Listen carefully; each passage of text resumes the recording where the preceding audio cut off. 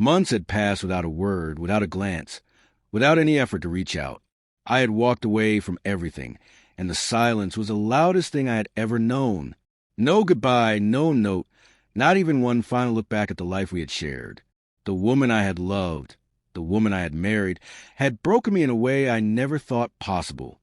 It wasn't a dramatic, movie-like betrayal, no explosive fights, no catching her in the act.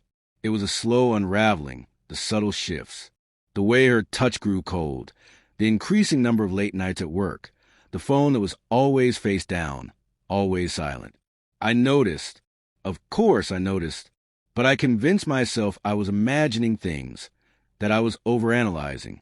Until the night, I couldn't ignore it anymore. That evening, exhausted from a long day, I sank onto the couch, my mind cluttered with worries about work and bills. My hand reached for my phone out of habit, and that's when it happened. A message, simple, direct, undeniable. It didn't scream accusations. It didn't need to. The weight of its meaning hit me like a fist to the gut, knocking the breath from my lungs.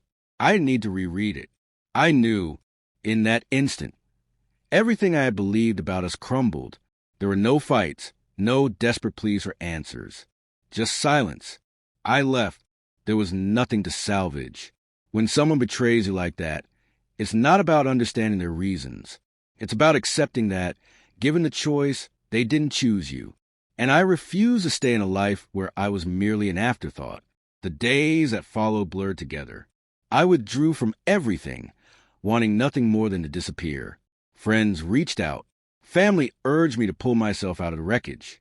But I couldn't. The pain burrowed deep, eating away at me from the inside. I moved to a small apartment, far from the remnants of my old life, trying to rebuild something from the ashes. But the nights were the worst, the quiet pressing on me, each empty space a reminder of what had been lost. I told myself again and again, she had made her choice. She had walked away from me long before I had walked away from her. And yet, in the stillness of the night, a question lingered. Did she miss me? 6 months passed before her name flashed across my screen. A message. My heart stuttered, my body frozen as a surge of emotions crashed over me. Confusion. Disbelief. A part of me wanted to erase it without reading, to pretend she had never reached out. But another part, the part one hated to acknowledge, needed to know. Against my better judgment, I agreed to meet her. The cafe was the same, untouched by time, filled with ghosts of memories I had tried to forget. I arrived early, my hands trembling, my mind a chaotic mess. And then she walked in. She looked the same, but different. Her hair was shorter, her face etched with exhaustion, as if time had weighed heavier on her than on me. For a brief moment, she hesitated, unsure, before she approached. "Thank you for coming," she murmured, her voice almost too quiet to hear. I said nothing at first, just studied her, trying to reconcile the person before me with the one I had loved. She spoke again, voice unsteady. "I've missed you.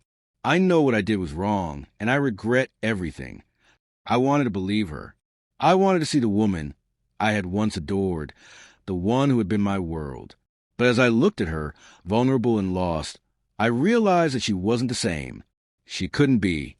Tears glistened in her eyes as she continued. "I never meant for it to happen. I thought I could balance it, that I could keep both of you in my life. But losing you, I finally understood how much you meant to me." The words landed, but not with the impact she might have expected. They didn't reopen wounds. They didn't stir up longing. Instead, all I felt was cold clarity. My voice, when I finally spoke, was steady. "Is this about wanting me back?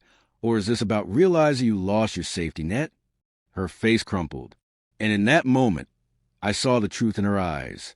She hadn't come back because she couldn't live without me.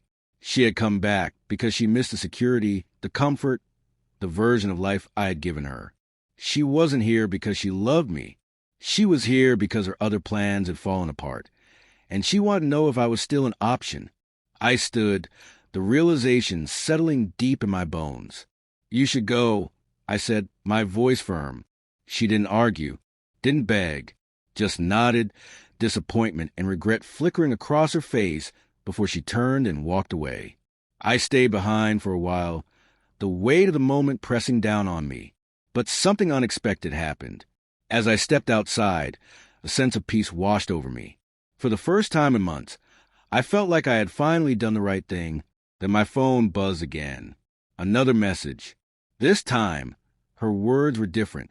"I didn't just want you back because I made a mistake," she wrote. "I wanted you back because I finally understand myself. I've spent my life using people, making them feel needed to fill something empty inside me. But what I had with you, it was real. And now I know that. I'm sorry, more than you'll ever know."